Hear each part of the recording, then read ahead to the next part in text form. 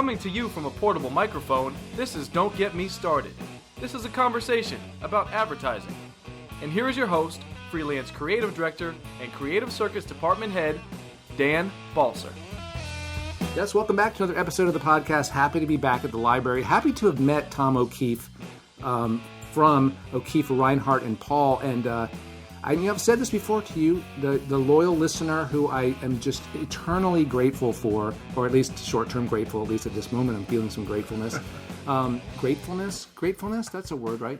I'm feeling grateful that, but I'm going to say this because I say it all the time. It's just surreal to me to have these somewhat intimate, personal conversations, not intimate in an inappropriate way, but personal conversations with people that I literally just met.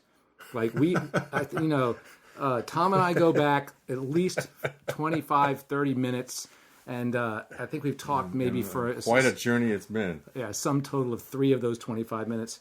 But so far, I can already tell you this is going to be a lively chat. Tom is Chief Creative Officer of O'Keefe, Reinhard, and Paul.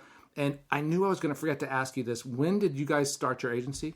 So we started our agency, actually, I think technically it was on the 18th of March, 2013, but we now like to say it was on the 17th of March, 2013, which would make it St. Patrick's Day. I think the first email went out at like midnight. It was technically the 18th. Okay, so for the sake of the chronology is really weird with when these are published and recorded, but that's a little over 3 years.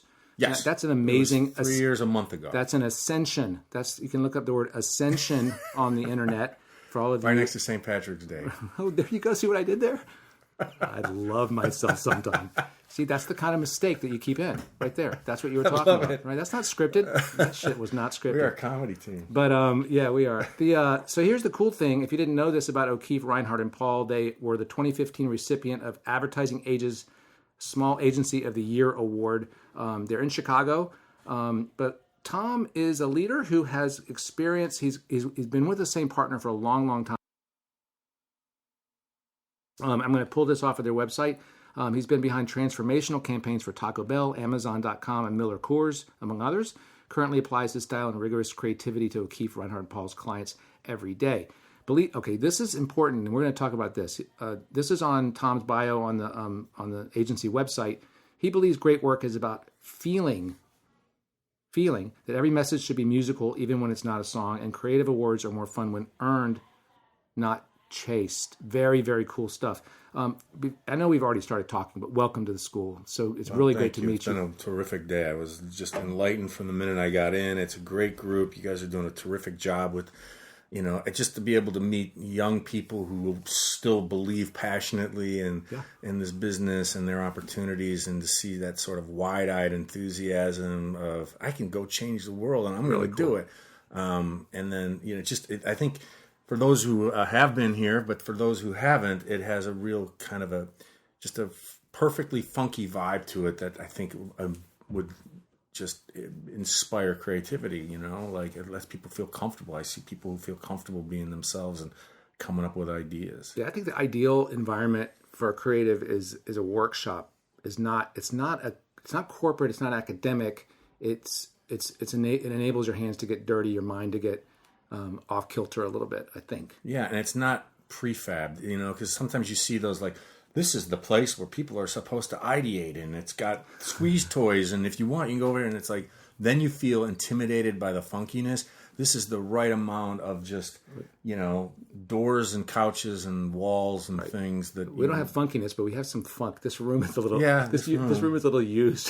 has a little bit of a used flavor to it. It's hot in here too. Let's talk about a couple of those items because I think they're really important. And again, listeners, I apologize for referencing a talk that you may have missed, but Tom just came out of a great presentation and talked about a lot of things. But one of the things about authenticity and honesty, a human element. The word human, I think, if you drew one of those word charts, I think the word human would have been really large in the middle of your presentation. Talk to me about what it means to have work that you feel. What's important about in good creative work and something that you strive for.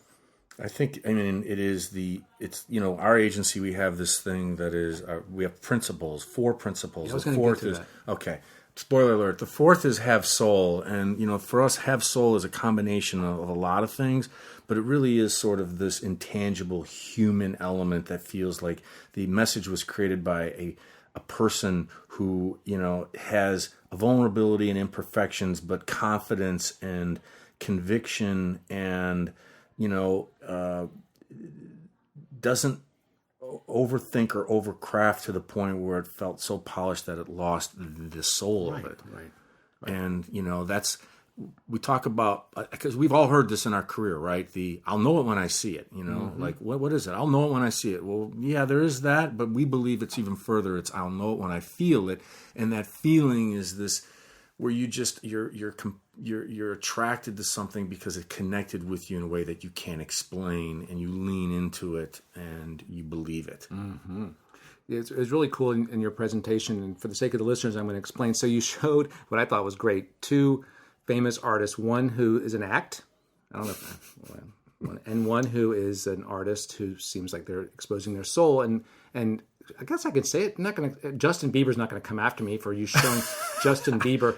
I don't think he's worried about you. Justin Bieber is doing what he needs to do to get the bling, and I think that Adele is bearing her soul. And when you were showing that, I just kept going back to, I'm old enough to have watched. I saw Journey live in high school. I loved the band Journey in high school.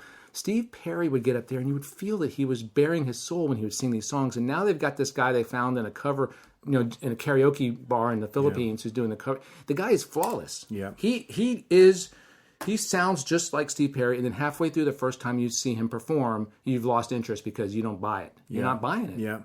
And it's not something you can register. There's I'm sure his voice quality hits the same octaves as Steve Perry. Yeah.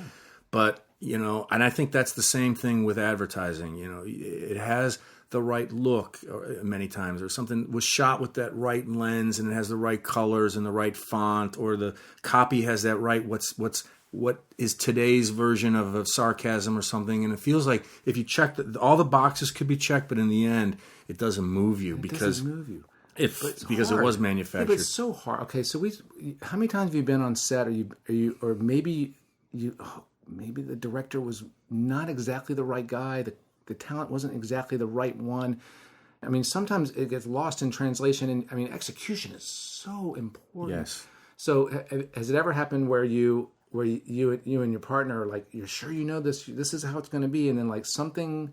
Yeah. Your own work doesn't live up to it. Yeah, absolutely. Or should I ask you, absolutely. Does your work ever live up to it? I don't know. To be honest with you, I believe that an idea is at its best the minute you conceive it, and you can't even articulate it. It's like it's in your head, and it's all there in your head, but there's no way that you can extract it, and that really your job is to minimize the amount of slide from the minute it was conceived to the final product. And the best products are the ones that come the closest to that abstract concept that was in your head that you thought was brilliant. And because you're inspired by something, and when it comes together, you're inspired by that connection of, in this case, advertising, your strategy, your idea, the inspiration, what it could be. It all comes together in your head, but you taking it and realizing it. When you talk about execution, sometimes I think the word is realization. It's like how you make it go from that concept to something that's tangible that other people can see. There are times where along the way you get a pleasant surprise, but there are definitely times along the way where you feel like, that probably wasn't what was in the mind when the mind wasn't able to articulate it. And all those ingredients. I feel like that happens a lot. Yeah. I feel like that happens a lot. I think you can go back at things and go, that was pretty great. But in the time you're living with it, I think you could say that it wasn't great. And I believe that with any artist. I think musicians, filmmakers, they'll complete something and they'll not want to look at it again because all they see are the flaws. So it's hard to judge your work, I think, immediately. You have to kind of go back and look at it, sort of rearview mirror, and then you're able to judge it. What's a skill that I learned doing these conversations? Doing this podcast, I learned the skill of being on that creative edge as we're talking, so that when I go back and edit this, sometimes I'll go back and edit it, and I'll hear my guest say something, and I'll say, "Oh, I hope I said this afterwards."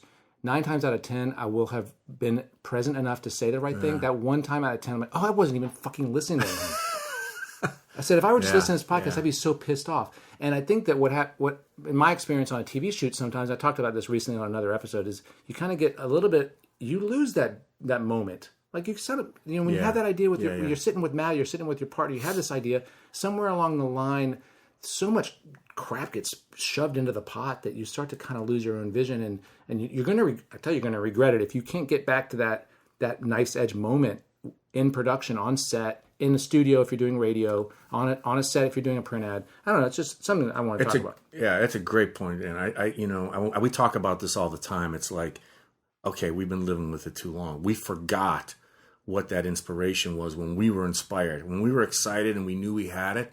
And you have to manage and monitor that sort of, call it shelf life / shelf rot of an idea, where it's like, what was the thing that we really loved? And not only do we have to remind ourselves, but we have to help our clients remember it too. Right. Because as you live with it, it's like, what's so great about it? Well, go back to the minute that you heard it the first time, or you saw it the first time and you felt something.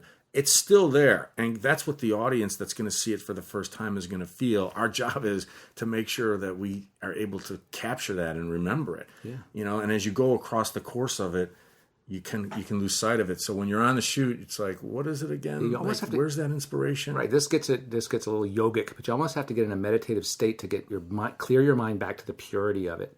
And I think that that's something that I see it in school all the time. I see stuff, and they'll do something where they'll layer something on top of something, and the original idea is buried under two layers of idea. So I've got to work my way through a couple things to get back to the simplicity of it, which is you were talking about simplicity too. Let's talk about simplicity. Yeah. So you were talking about a famous Einstein quote, right? Make it as simple as possible, but not simpler. Yeah. I think I say that not simpler because simplicity sometimes can be mistaken for direct or flat. Simple is like, simple is a gray wall, but a gray wall isn't necessarily compelling or strong, and you have to have that, the idea, there's got to be something there that makes it more than just simple. So it's simple plus. Creative director that I worked for many years, a mentor, Jonathan Harries, called it simple enough. And I thought that was really a great expression, because it was like sort of what like Einstein's saying. It's like simple with an idea. And that is super critical. You said something that was really important, though, to say that simple doesn't mean direct or first thought, or direct's the best word. Because when you said it earlier, I was thinking you meant that too simple is simplistic. It's just not well thought. And that's another sort of tangent. Yeah, that's like, it says what it's supposed to say. I mean, I use the Hemingway thing, right? 6 words: for sale, baby's shoes, never worn. There is an arc of a story. Everything that makes it compelling, is in those 6 words. I could take 6 other words and say, well, those are 6 words, and I wouldn't move people. So the difference between simple is sometimes it can just be, I don't care. Yeah. Did you hear that? For sale, baby shoes, never worn. 6 words. Yeah. It's amazing. Take the 6-word challenge. I think it's a thing people do. There's a long time ago, Reddit or a web page or something that had like 1-sentence stories. But people were supposed to submit true stories in the form of 1 sentence, and you couldn't go off it. You just could not stop reading them. All right, so let's work our way back up the list of. This is great. I didn't even finish reading the bio of the agency. The agency, if it were a person, delivers big brand creativity with the prowess of a startup, sticking to these 4 principles. Okay, number 4 was have soul. Number 3, put the agent in advertising agency. That could mean a lot of different things. What do you mean by put the agent in advertising agency? Well, that our job is not just to always come up with stuff ourselves, but is to be able to introduce really interesting, talented people to our clients, as an agent would do. That's interesting. So I gave the example of this Hollywood bungalow thing that we did with Taco Bell, where we brought in outside creative resources, entities as vast as William Morris Agency and Vice Media to to contribute ideas. And we were in the middle of it, the stewards, because we're an advertising agency, but we were also open and didn't overfilter what these outside resources were bringing, because they brought ideas that we weren't capable of coming up with. That's really, really cool. And, it's the Second City connection that we have back in Chicago. It's, we're not asking people to white label and work through O'Keefe, Reinhard, and Paul. It's like O'Keefe, Reinhard, and Paul are proud to present X, Y, and Z. It's like how many titles or how many names before the title of a movie, Right. It's in conjunction with, and that collaboration is what we think is where the advertising is going or should be going today. It's not all one house, in-house. Yeah, I feel like you kind of hacked it in a way. You've kind of hacked talent to figure out a way to bring the best resources to clients. I think it is a very progressive way of thinking. Does it work financially for you guys? We do too. Yes. Okay. Yeah, because it works for us. It works for our client. We're able to sort of bring in as we need.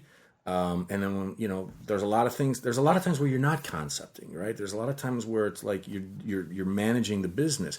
When those big sort of initiatives come up, that's when we have to say, well, who's going to be that really interesting, creative kind of collaborative team that we could bring to our client that's going to be able to... Now, keep in mind, we've got to be confident in our jobs as the stewards to say it's got to stay in line with the objective, and there does need to be some advertising responsibility to it. But who can throw that X factor in and contribute stuff that a typical ad person might not be thinking of? Do you think your role is to... Okay, I think you mentioned the word you used was steering it. Yeah. Is it steering, shepherding? Is it brand voice management? Yes. That's okay. All for that. sure. Mm-hmm. For sure on the brand voice.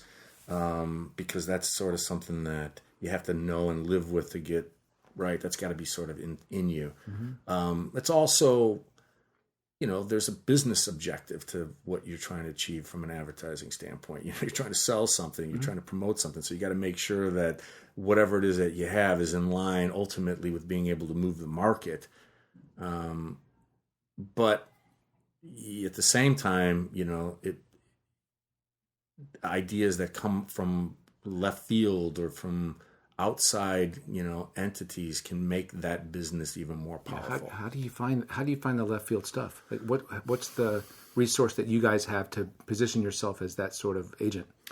I think we just have the people, the three partners, myself, Matt Reinhard, and Nick Paul, always have had this ability to look at somebody and go, "You're really interesting." Whether you're interesting because you make video games, or you're interesting because you understand comedy, or you make films, or you're interesting because you're a documentarian or an artist. But what you do, because there is an art form to advertising, can be applied to advertising. Let us be the ones to sort of help, again, use that word steer, manage the advertising part of it, but you bring the art or that perspective from the outside, and that combination will be interesting.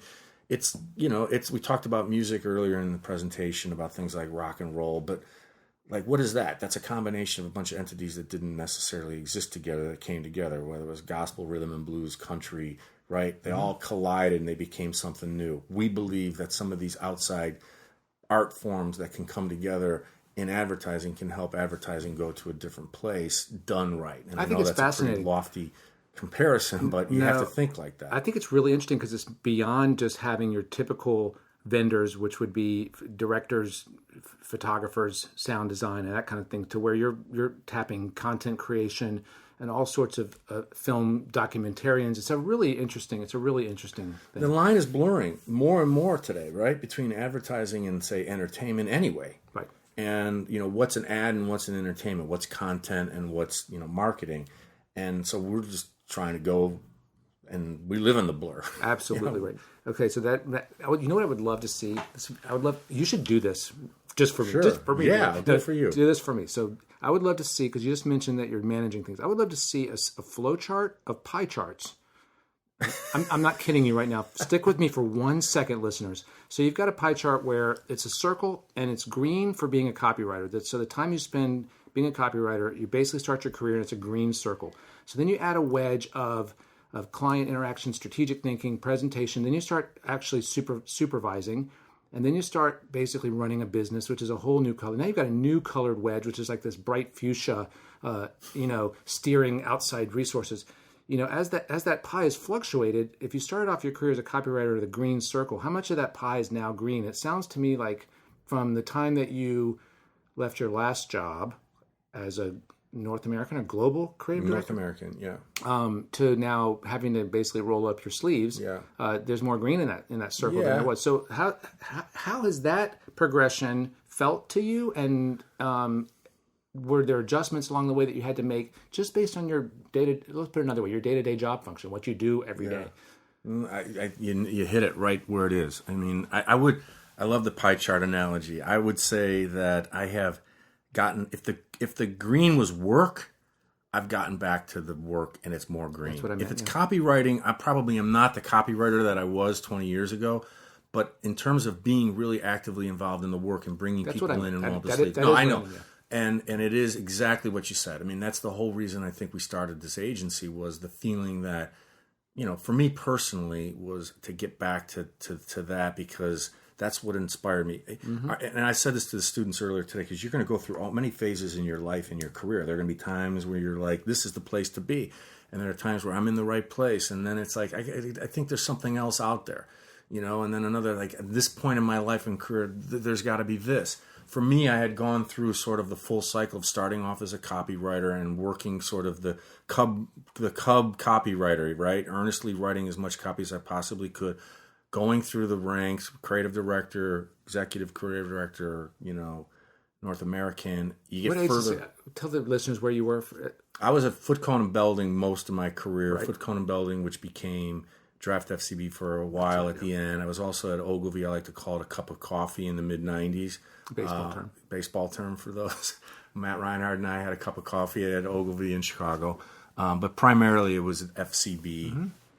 Mm-hmm. And it was great, for many, many, many of those years, it was great. Right. So back to the point. So let me try to paraphrase this from a perspective of a young person. So if you have a circle that's you were just a copywriter, you said you were kind of banging it into copywriting. It's helpful at any point in your career to put a slice of color in there, just to try it out, to see if that's something that's going to resonate with you. Is that kind of absolutely? I think that's part of growth and development and testing things, and you have to, right? I mean, because what we do is we're curious. Part of our job is to be curious, and that's also with how we approach our career. Right. You have to look at, like, well, what if we did this? Yeah. And career is only linear in retrospect. Yeah, very well said. Very well said. While you're doing it, you're in that moment. But you and I talked about it earlier, in that since we've known each other for 25 minutes, about like, my God, that was 2008. Right. What was that, 2006? Like, it just flies. Yeah. So really, looking back doesn't help anybody. It's like, what are you doing right now, and what's the next thing you want to achieve that keeps you going? Yeah, it's really cool. All right, so let's get back to the agency values. I didn't mean to interrupt you. Did I interrupt you with the? No. You were a writer, and you were going to talk about your own progression more? No, I think we got that. Okay. The pie chart. Yeah, the pie chart. I told you. You're going to brand the pie chart. I'm not going to. Hasn't someone already done one? Not like that. So number 2 of O'Keefe, Reinhard, and Paul's principles, practice the high art of selling. Yeah. The high art of selling. Yeah. The high art of selling is very, is about, like, we've never been embarrassed to be asking for the sale, or to say this is about a product or a service, and to try to paint it like, because I think we can. Yes, there's an art, but I think we can get caught up in thinking we're making art. There's a difference, and at the end of the day, it's a business, and we're selling products. It's got to be done artfully, but it's also about selling products. Mm-hmm. And, our culture, our belief, the Chicago sensibility that we have as an agency is really about saying we love selling. And the best work that I've ever done, that Matt's ever done, Nick's ever done, anybody in our agency has been really selling, and saying this is great, and making people feel great about being sold to, I think, is the challenge. You've got to give them some entertainment, and you've got to give them a reward, because it's not like a direct mail piece that's hitting them over the head with a sledgehammer. It's asking for the sale and doing it in a way that's respectful, that it's taking their time, and that it will entertain and engage them, but it's still selling. So I do believe that there is an art form to selling, but, whether you're singing, whether you're having a jingle, whether you're making a list of things that have to do, the product and the client are always, or the brand, I should say, not client, the brand are at the heart of it. Do you have experience collaborating with or working with people who feel like they don't, like they're artists above it, they're above this? Or? I think that there are times where you can see something that feels like we try to pull one over on you. And, it's like, it's the old, like, make the logo smaller, like, yeah, make the logo smaller, not for the sake of, because that's the cool thing to do. I think that there can be a tendency that is to try to pull one over on people. Yeah. Do you think there's a negative stigma to selling? I think in some cases there is I wouldn't go that far with it. I got in an argument once. I don't want to call it an argument; it's too strong a word. With a distant relative at a holiday dinner that started attacking the advertising industry to my face, as if I'm going to defend it, saying, "You're in a business of convincing people to buy things they don't need." Yeah. Like, well, where do you draw the line? Should a tailor not put a sign up at his shop? Is that convincing people to bring their clothes in? Yeah, it is. Hey, by the way, it keeps the economy going and it keeps everybody it keeps things moving. I think it's about not being truthful that you're trying to sell it. That's the difference, and that's when I said, like, pulling one over on you. It's like, there's our objective here is to get you to buy things. And as long as we're honest about that, you've got to, like, at least give us credit for that. I love your clients, the clients that you have now. And when you're presenting work that you guys are doing, it's clear to me that you admire these companies. Have you ever had the situation running up against something that you don't believe or don't believe in that you have to work on? I haven't had that experience. You know what? I can't say that I have, and maybe I have if I really racked my brain. But I think as we said in the room, I think you find the thing in everything you work on that you really believe in and are inspired by, and that's our job, right? Mm-hmm. It's like, because you may not be using a product or you may not have ever used it before, but when it becomes your client, you have to, like, live it and love it, and then you are able to convey to others, what it is that you've learned. Yeah, it's interesting. I worked on I worked on one really big underdog brand, and I got so into it that I started feeling the same pain that they would feel. I worked on Fujifilm, which is a superior product, but second to Kodak, and I was never at a meeting at Fujifilm where the word Kodak didn't come up. And I started feeling that pain and really embracing the truth of what that brand was. All right, let's make our way to number one on your principles. It's number one numerically. I'm not sure if I prioritize those. Number one is be nimble, be quick, be nimble, be quick, be prolific. Yeah, a little Jack B in there. That's really the new model. I think that was sort of, our overall positioning is big brand creativity, startup ingenuity, and be nimble, be quick, be prolific was the number one proof point of the second part of that. It was really about, in today's world, you can't be precious.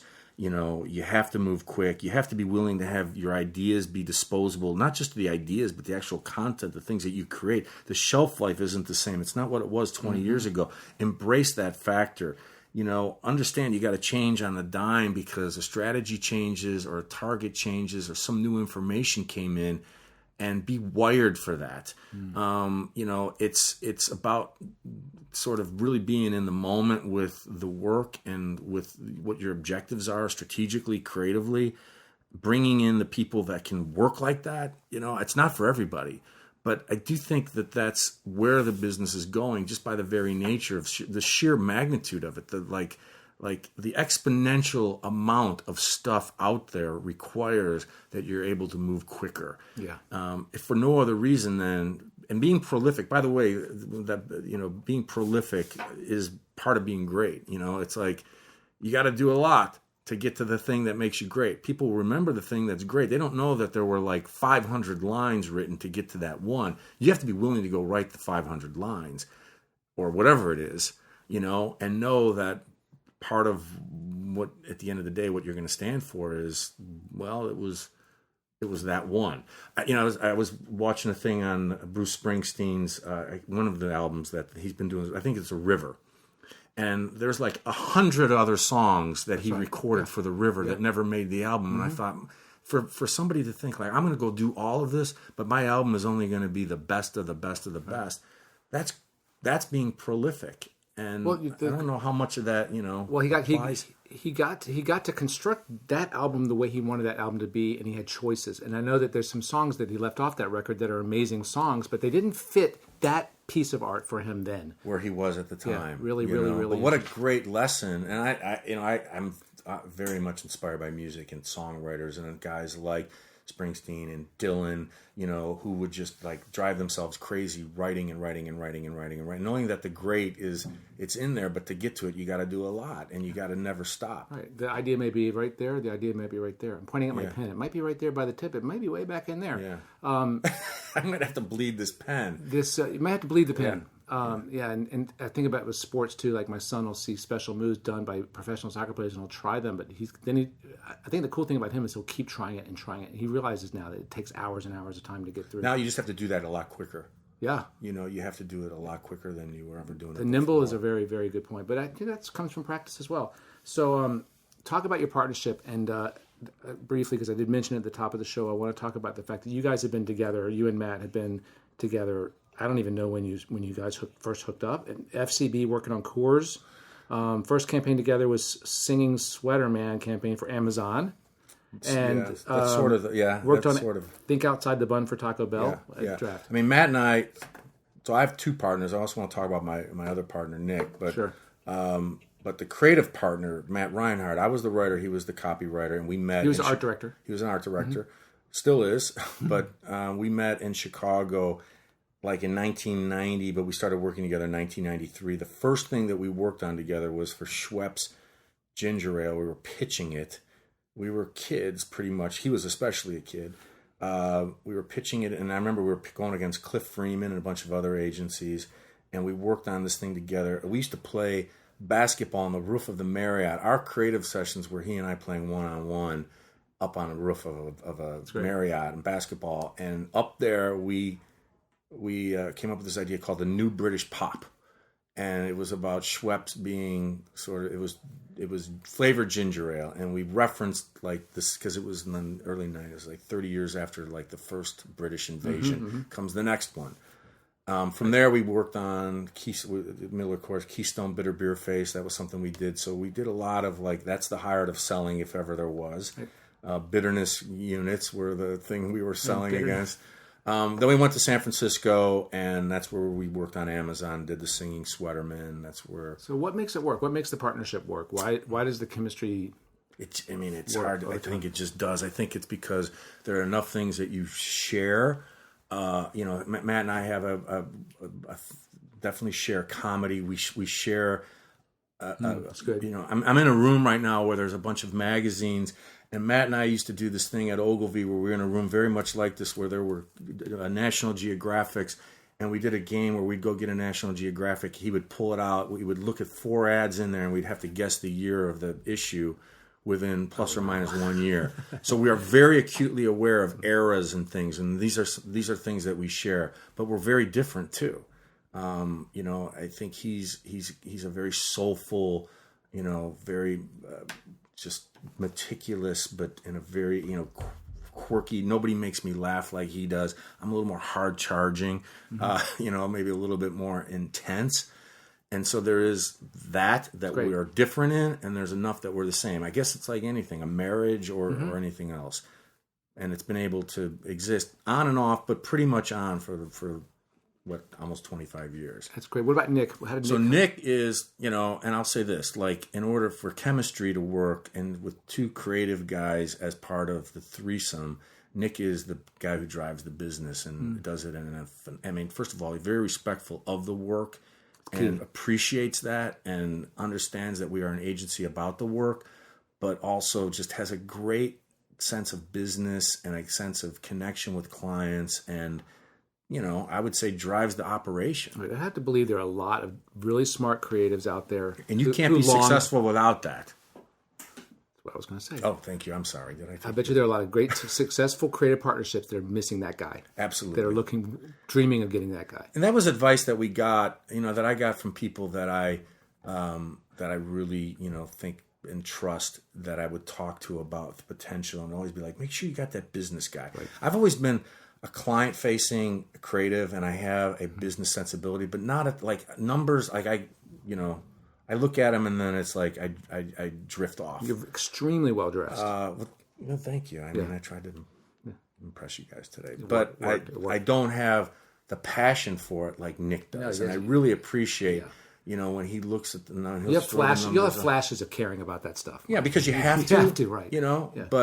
But he's passionate about it. Yeah. Just like Matt and I are passionate about the work and about the creative, and together it helps create that culture. Absolutely. All right, one more question. So, what personal trait of yours? What is it about you? You were talking about yourself a little bit there about being intense. What trait of yours do you think has served you well to your career thus far? I think honesty. If anything, I think that there's I don't know. I mean, it's just the ability to, not the ability. I have no other. There's no other way around it for me. Is to just sort of like self-awareness of. That's great. Where I am, in the world, and maybe where I'm strong and where I'm not strong, and that comes with. I think part of it comes with age, and the more you're doing it. Yeah. But I think you just. Yeah, it's hard. It's a hard thing to answer about yourself. I would say that I can't get out of my own way when it comes to being honest about things. Yeah, that's cool. It's really cool. Thank you so much for talking. Thanks for having me. This is terrific. I wish I could stay here. I got one more. Okay, one other question. Sure. So, knowing what you know now, if you could go back to day one at your job in 1993, what would you whisper in young Tom's ear? What would you tell yourself? I would tell myself that I should relax a little more because it's all going to be okay. That things work out. You didn't believe it then?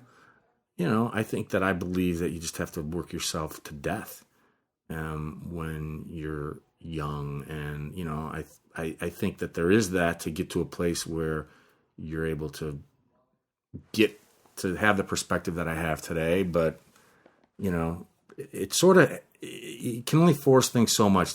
Everything really does sort of happen. In a process. On its own. Yeah. In a process. Yeah. So you mentioned this room. Listeners, you can see a picture of this room as the top of the Facebook page for the podcast. I'll have links to the agency on there. I'll have links to work that we've talked about, facebook.com/DGMS podcast. That's all you have to remember. But if you also want to go immediately to check out O'Keefe, Reinhard, and Paul, it is OKRP.com. How did you get to have the first name? You know what? I don't know, to be honest with you. I think it was just because I was the guy who said, "Hey, Nick, you want to do this? Hey, Matt, you want to do this?" Because when you if there's anybody who was let's put the band together, it was me. When you get really big, it's just going to be O'Keefe. Like it's gotta. Okay, it's got to be that, and I, even I think it was Matt who said it's got to be okay. So he decided that I was going to have two of the four initials. OKRP.com. You can always reach me at danspodcast@mac.com, and if you're feeling really weird, you can do it danspodcast@me.com. I'll also receive that, or danspodcast@icloud.com. I've never shared this information with you, but I'm feeling excited for the weekend. danspodcast@mac.com. Check out the Facebook page. Check out OKRP.com. Very exciting, great work. Hello to Heather Barnes. I'm sorry it took us this long to get to you. As just a superstar alumna from the Creative Circus, kicking butt at O'Keefe, Reinhard, and Paul. And Tom, just so great to meet you. Great to meet you. I feel like we've known each other for almost 40 minutes now. Almost 40 minutes. Really appreciate your time. Really wonderful. Thank you, Dan. All right, see you. Bye, guys. See ya next time. See you. Bye.